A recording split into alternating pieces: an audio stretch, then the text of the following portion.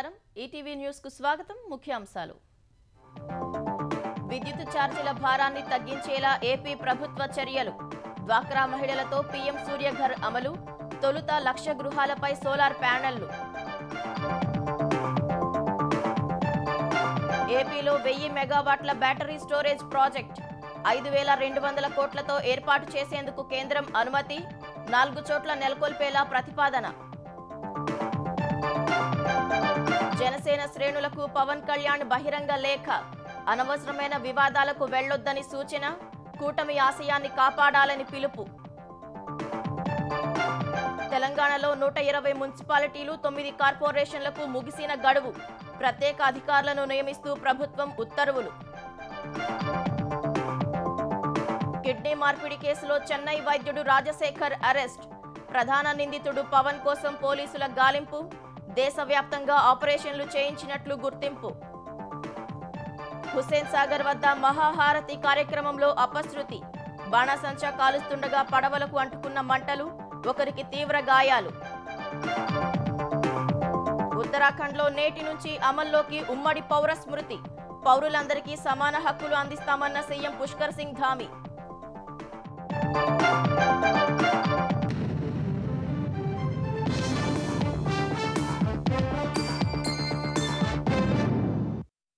ప్రజలపై విద్యుత్ ఛార్జీల భారాన్ని గణనీయంగా తగ్గించేందుకు ఏపీ ప్రభుత్వం చర్యలు చేపట్టింది డ్వాక్రా మహిళల ద్వారా పీఎం సూర్యఘర్ పథకం అమలును విస్తరించాలని నిర్ణయించింది ఈ మేరకు తొలి విడతగా 1,00,000 గృహాలపై సోలార్ ప్యానెళ్లు ఏర్పాటు చేసేందుకు కసరత్తు చేస్తోంది కేంద్ర ప్రాయోజిత పథకమైన పీఎం సూర్యఘర్ యోజన కింద ప్రతి ఇంటిని సోలార్ ద్వారా విద్యుత్ వినియోగానికి అనుసంధానించేందుకు ఏపీ ప్రభుత్వం అడుగులు వేస్తోంది రాష్ట్ర వ్యాప్తంగా 1 కోటి మందికి పైగా డ్వాక్రా మహిళలున్న నేపథ్యంలో వారి ద్వారా అంచెలంచెలుగా విస్తృతపరచాలని నిర్ణయించింది తొలి విడతగా 1,00,000 మంది డ్వాక్రా మహిళల ఇళ్లపై సోలార్ రూఫ్ టాప్ ను అమర్చాలని లక్ష్యంగా పెట్టుకుంది వీటి ఏర్పాటు వల్ల కలిగే లబ్ధిపై గ్రామీణ పేదరిక నిర్మూలన సొసైటీ అధికారులు డ్వాక్రా మహిళలకు అవగాహన కల్పిస్తున్నారు సమ్మతి తెలిపిన వారికి రిజిస్ట్రేషన్ చేయిస్తున్నారు ఇప్పటికే రాష్ట్ర వ్యాప్తంగా 80,000 మంది సమ్మతి తెలిపారు ఎన్టీఆర్ జిల్లాలో 700 ఇళ్లపై సోలార్ ప్యానెళ్లు అమర్చగా వాటిలో 400 గృహాలు డ్వాక్రా మహిళలవే ఉన్నాయి ఇతర జిల్లాలోనూ ప్యానెళ్ల ఇన్స్టాలేషన్ ప్రారంభమైంది పీఎం సూర్యఘర్ యోజన గృహ వినియోగదారులకు మాత్రమే వర్తిస్తుంది దీని కింద 3 రకాల సామర్థ్యంతో సోలార్ రూఫ్ టాప్ ఏర్పాటుకు ప్రభుత్వం రాయితీ ఇస్తుంది 3 కిలోవాట్ల సామర్థ్యమున్న రూఫ్ టాప్ ఏర్పాటు వ్యయం 1.95 లక్షలు కాగా రాయితీ 78,000 వస్తుంది 2 కిలోవాట్లయితే 1.40 లక్షలు కాగా రాయితీ 60,000 వర్తిస్తుంది 1 కిలోవాట్ వ్యయం 70,000 కాగా 30,000 రాయితీ లభిస్తుంది లబ్ధిదారులు వారి ఇంటి విద్యుత్ వినియోగాన్ని బట్టి రూఫ్ టాప్ సామర్థ్యాన్ని ఎంపిక చేసుకోవచ్చు లబ్ధిదారు వాటా 10% పోను మిగతా మొత్తాన్ని 7% వడ్డీపై బ్యాంకుల ద్వారా రుణం ఇప్పించే బాధ్యతను సెర్ఫ్ అధికారులు తీసుకుంటున్నారు ఒకవేళ లబ్ధిదారు 10% వాటా కూడా చెల్లించలేని స్థితిలో ఉంటే ఆ మొత్తాన్ని బ్యాంకు శ్రీనిధి పొదుపు మొత్తం నుంచి అందించనున్నారు ఆంధ్రప్రదేశ్ విద్యుత్ రంగంలో కొత్త సాంకేతికత అందుబాటులోకి రానుంది ఇప్పటి వరకు సౌర పవన పంప్డ్ స్టోరేజ్ విద్యుత్ ప్రాజెక్టుల గురించి మాత్రమే తెలుసు ఇకపై బ్యాటరీ స్టోరేజ్ విద్యుత్ ప్రాజెక్టులు ఏర్పాటు కానున్నాయి ఏపీలో 1000 మెగావాట్ల నిల్వ సామర్థ్యంతో వాటిని నెలకొల్పేందుకు కేంద్రం అనుమతించింది ఏపీ అవసరాలకు అనుగుణంగా 4 చోట్ల ఆయా ప్రాజెక్టులను ఏర్పాటు చేయాలని అధికారులు నిర్ణయించారు నేషనల్ హైడ్రో పవర్ కార్పొరేషన్ ఆధ్వర్యంలో ఏపీలో 4 చోట్ల బ్యాటరీ స్టోరేజీ విద్యుత్ ప్రాజెక్టులు ఏర్పాటు కానున్నాయి దీనికి సంబంధించి త్వరలో టెండర్లు పిలిచి ఎంపిక చేసిన సంస్థలతో ఎన్హెచ్పీసీ విద్యుత్ విక్రయ ఒప్పందం కుదుర్చుకోనుంది అదే సమయంలో డిస్కంలతో విద్యుత్ కొనుగోలు ఒప్పందాన్ని కుదుర్చుకోనుంది ఈ ప్రాజెక్టులు ఏడాదిన్నరలోపు అందుబాటులోకి వస్తాయని అధికారులు పేర్కొంటున్నారు వీటికి సంబంధించి మెగావాట్ అవర్కు ప్రస్తుత ధరల ప్రకారం 2,60,00,000 ఖర్చవుతుందని అంచనా ఈ లెక్కన ఏపీలో ఏర్పాటు చేసే 2,000 మెగావాట్ అవర్ బ్యాటరీ స్టోరేజీ ప్రాజెక్టుకు 5,200 కోట్ల మేర వ్యయం కానుంది ఈ ప్రాజెక్టు సామర్థ్యం 1000 మెగావాట్లుగా కేంద్రం అనుమతించింది ఒక్కో సైకిల్లో 2 గంటల చొప్పున 2 సైకిల్స్లో కలిపి 2,000 మెగావాట్ అవర్ విద్యుత్ స్టోరేజీ సామర్థ్యం అందుబాటులోకి వస్తుంది ఈ ప్రాజెక్టు ద్వారా డిమాండ్ ఎక్కువగా ఉండే ఉదయం సాయంత్రం సమయాల్లో 2 గంటల చొప్పున వినియోగించుకోవడానికి వీలుగా విద్యుత్ను నిల్వ చేయాలని ప్రభుత్వం భావిస్తోంది తద్వారా అధిక ధరతో విద్యుత్ను కొనుగోలు చేసే భారం తగ్గుతుంది తగ్గుతుందని అధికారులు చెప్తున్నారు. ప్రస్తుతం డిమాండ్ ఎక్కువగా ఉన్న వేళల్లో యూనిట్ గరిష్టంగా 10 రూపాయల చొప్పున డిస్కంలు కొంటున్నాయి. ఆ సమయంలో నిల్వ చేసిన విద్యుత్ను వినియోగించుకునేలా ప్రణాళిక రూపొందించారు. తద్వారా ఇన్పుట్ విద్యుత్తో కలిపి యూనిట్ 5 రూపాయల 30 పైసలకే అందుబాటులోకి వస్తుందని అంచనా. ఈ ప్రాజెక్టులకు అవసరమైన ఇన్పుట్ విద్యుత్ను డిస్కంలు అందిస్తాయి. ఇప్పటి వరకు ఆస్ట్రేలియా, అమెరికా వంటి దేశాల్లో ఈ తరహా ప్రాజెక్టులు ఉన్నాయి. కొద్ది మొత్తంలో గుజరాత్లోనూ ఏర్పాటయ్యాయి.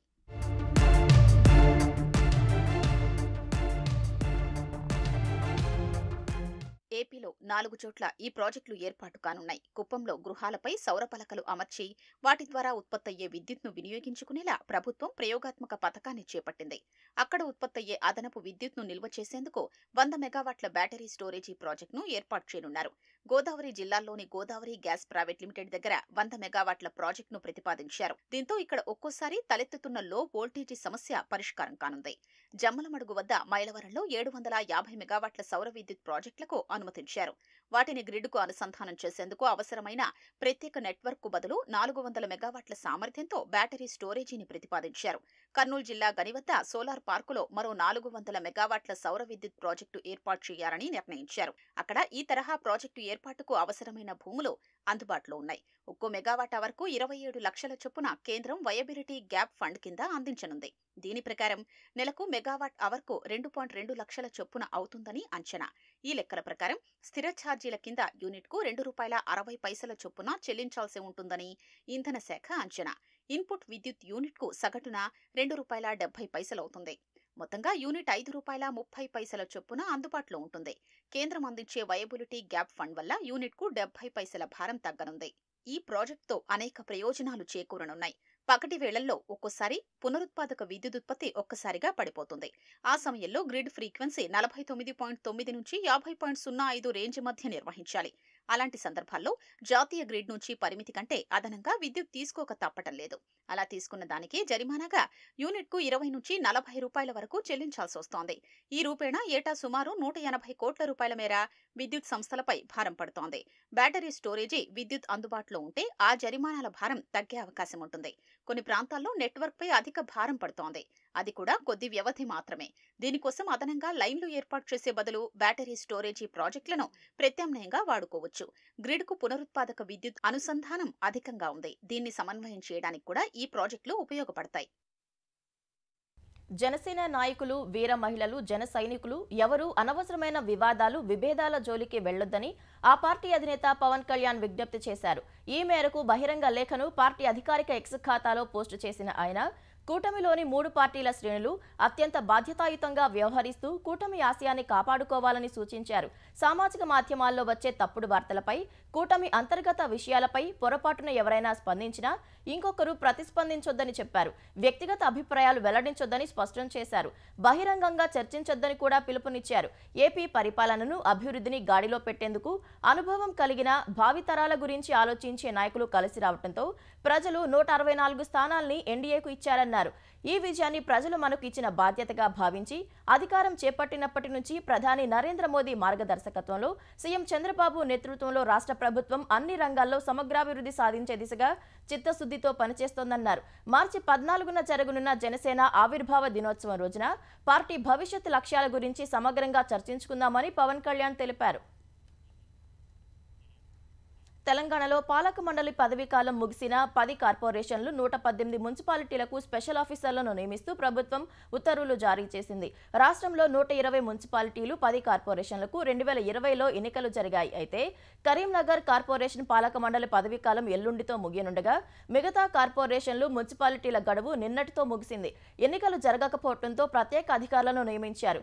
నస్పూర్ మున్సిపాలిటీ మంచిర్యాలలో, కొత్తూరు మున్సిపాలిటీ, కరీంనగర్ కార్పొరేషన్లో విలీనం కావడంతో మిగతా వాటికి స్పెషల్ ఆఫీసర్లను నియమిస్తూ పురపాలక శాఖ ముఖ్య కార్యదర్శి దానకిషోర్ ఉత్తర్వులు జారీ చేశారు. కరీంనగర్, నిజామాబాద్, రామగుండం కార్పొరేషన్లకు జిల్లా కలెక్టర్లను, మున్సిపాలిటీలకు ఆ జిల్లా అదనపు కలెక్టర్లను ప్రత్యేక అధికారులుగా నియమించారు. హైదరాబాద్ శివారులోని బోడుప్పల్, పీర్జాదిగూడ, జవహర్ నగర్, నిజాంపేట, బండ్లగూడ, మీర్పేట, బడంగ్పేట కార్పొరేషన్లకు సీనియర్ అధికారులను నియమించారు. సబ్కా ప్రయాస్ పేరుతో అంబేద్కర్ ఆశయాలతో దేశాన్ని ముందుకు తీసుకెళ్లాలని కేంద్ర మంత్రి కిషన్ రెడ్డి అన్నారు. హైదరాబాద్ పీపుల్స్ ప్లాజాలో 8వ విడత భారతమాత మహాహారతి కార్యక్రమం ఘనంగా నిర్వహించారు. ఈ కార్యక్రమానికి గవర్నర్ జిష్ణుదేవ్ వర్మతో పాటు కిషన్ రెడ్డి పాల్గొన్నారు. 76వ గణతంత్ర దినోత్సవం భారతీయులందరికీ గర్వకారణమని గవర్నర్ పేర్కొన్నారు. ప్రజల్లో దేశభక్తిని, సామాజిక చైతన్యాన్ని ప్రోత్సహించేందుకు కార్యక్రమాన్ని నిర్వహించినట్లు కిషన్ రెడ్డి తెలిపారు. మన దేశాన్ని అంబలా భావిస్తా ఉన్నాము. అదే విధంగా భారతమాత అంటే సర్వసర్పి, సమదృష్టి, అదే విధంగా సమభావన కలిగి ఉన్నదని అర్థము. డాక్టర్ బిఆర్ అంబేద్కర్ గారు ఈ యొక్క ఆలోచన విధానానికి పెద్దపీట వేసి ఈ రోజు మనకు రాజ్యాంగాన్ని అందించడం జరిగింది. ఇది అంబేద్కర్ భావనను మరింత ముందు తీసుకెళ్లేటువంటి ప్రయత్నం జరుగుతా ఉంది. భారత రాజ్యాంగ స్ఫూర్తిని కొనసాగించాల్సినటువంటి బాధ్యత మనందరిపైన ఉన్నది. రాజ్యాంగ విలువలను, దేశభక్తిని పెంపొందించడమే ఈ యొక్క మహాహారతి కార్యక్రమం యొక్క లక్ష్యము. హైదరాబాద్లోని హుస్సేన్ సాగర్లో 2 పడవల్లో భారీ అగ్ని ప్రమాదం చోటు చేసుకుంది. పీపుల్స్ ప్లాజా వేదికగా భారతమాత ఫౌండేషన్ ఆధ్వర్యంలో భారతమాతకు మహాహారతి పేరిట కార్యక్రమం నిర్వహించారు. కార్యక్రమం ముగింపు వేడుకల్లో భాగంగా ఆదివారం రాత్రి 9 గంటలకు హుస్సేన్ సాగర్లో బాణాసంచా కాల్చేందుకు ఏర్పాట్లు చేశారు. ఒక పడవలో పెద్ద ఎత్తున బాణాసంచాతో పేల్చేందుకు 5గురు సహాయకులు అందులోకి ఎక్కారు. ఆ పడవను మరో బోటుకు కట్టి సాగర్కు కొద్ది దూరం తీసుకెళ్లి బాణాసంచా పేల్చడం మొదలుపెట్టారు. ఈ క్రమంలో రాకెట్ పేల్చి పైకి విసిరే క్రమంలో బోటు దగ్గరే పేలి నిప్పురవ్వలు ఎగిసిపడ్డాయి. అవి బోటులోని బాణాసంచాపై పడటంతో మంటలంటుకున్నాయి. బోటులోని 5గురు నీళ్లలోకి దూకారు. బాణాసంచా కాలుస్తున్న గణపతి తీవ్రంగా గాయపడగా అతడిని ప్రైవేట్ ఆసుపత్రికి తరలించారు. చింతాల కృష్ణ, సాయిచంద్కు స్వల్పంగా కాలిన గాయాలు కాగా సీతాఫల్ మండీకి చెందిన సునీల్ ప్రణీత్ స్వల్ప గాయాలతో బయటపడ్డారు. వారిని గాంధీ ఆసుపత్రికి తరలించారు. ఘటనలో బాణాసంచా ఉన్న పడవతో పాటు మరో పడవ పూర్తిగా కాలిపోయాయి.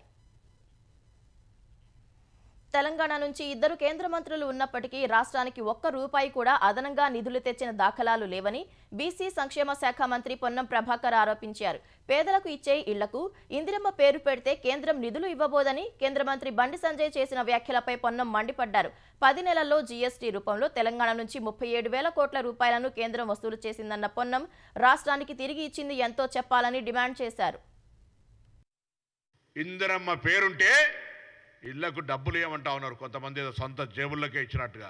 ఇక్కడి నుంచి ప్రాతినిధ్యం వేస్తున్న వాళ్ళందరినీ కూడా తెలంగాణ ప్రయోజనాల కొరకు సహకరించమని గొంతెత్తి అడిగితే కూడా బడ్జెట్లో నిధులు కేటాయించలేదు. బడ్జెట్ తర్వాత జరిగినటువంటి వరద బాధితులకు సంబంధించి నిధులు కేటాయించలేదు.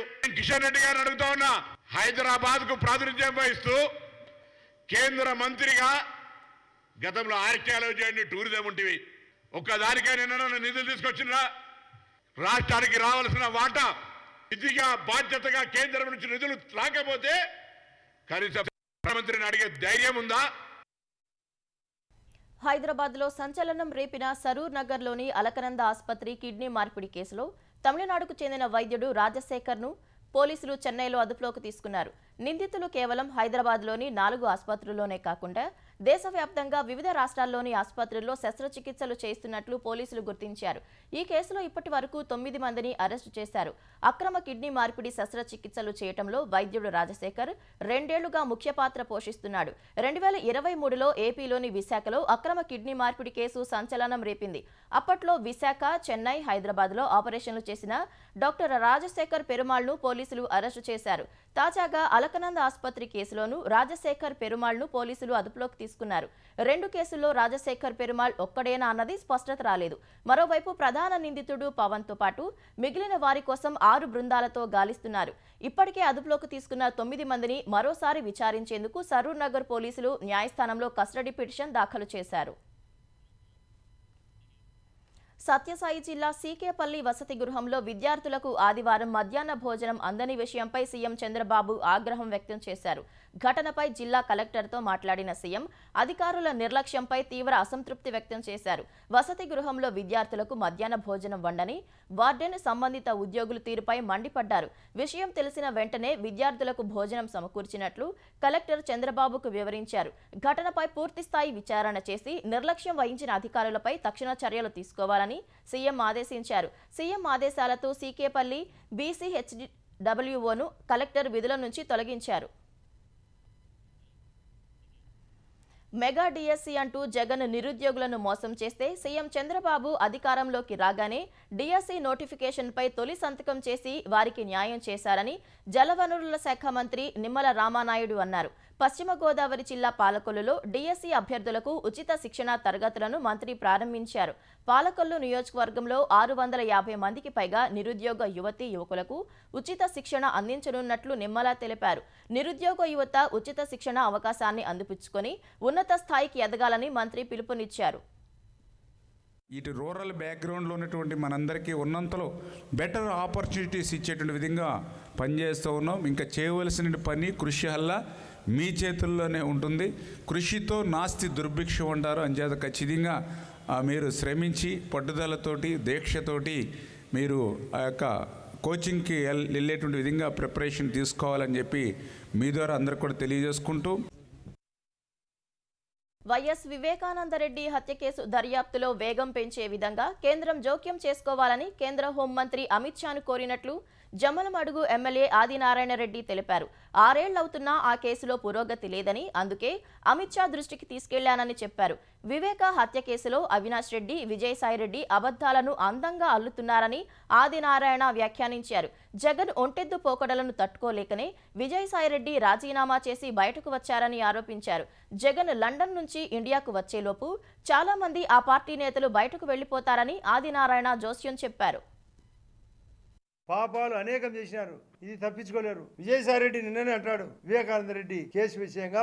కానీ అవినాష్ రెడ్డికి ఫోన్ చేస్తే అవినాష్ రెడ్డి మనిషి చెప్పినట్టు చెప్తున్నాడు విజయసాయిరెడ్డి. ఆ రోజు కడప ఎస్పీ గారికి, ఆ రోజు ఉండబడిన ఎస్పీ గారికి కూడా స్వయంగా అవినాష్ రెడ్డే ఫోన్ చేసి గుండెపోటని చెప్పడం. అంటే ఈ విధమైన ప్రవర్తనతో విజయసాయిరెడ్డి గారు నిజం చెప్పాల్సిన అవసరం ఉంది కాబట్టి చెప్పినాడు కూడా. నేను జగనప్పకు రెప్పకు దెబ్బ తగిలితే అది హత్యా ప్రయత్నం. వాళ్ళ చిన్నాయన్ను స్వయంగా నరికి చంపితే మాత్రం గుండెపోటు. సత్యసాయి జిల్లా ధర్మవరంలో వైసీపీ నేతలు రెచ్చిపోయారు. పట్టణంలోని పల్లవి సర్కిల్లో కార్లలో వెళ్తున్న తెలుగుదేశం పార్టీ నేతలను అడ్డగించి దాడి చేశారు.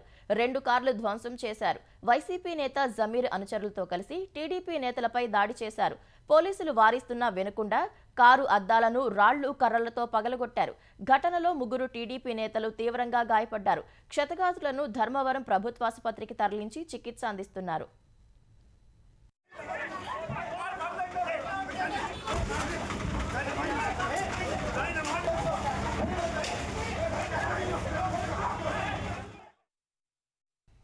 మాదిగల కోసమే కాకుండా ఎన్నో సమస్యలపై ఉద్యమించినప్పటికీ నాటి కాంగ్రెస్ హయాంలో ఎలాంటి గుర్తింపు లభించలేదని ఎంఆర్పీఎస్ వ్యవస్థాపక అధ్యక్షుడు పద్మశ్రీ గ్రహీత మందకృష్ణ మాదిగ అన్నారు.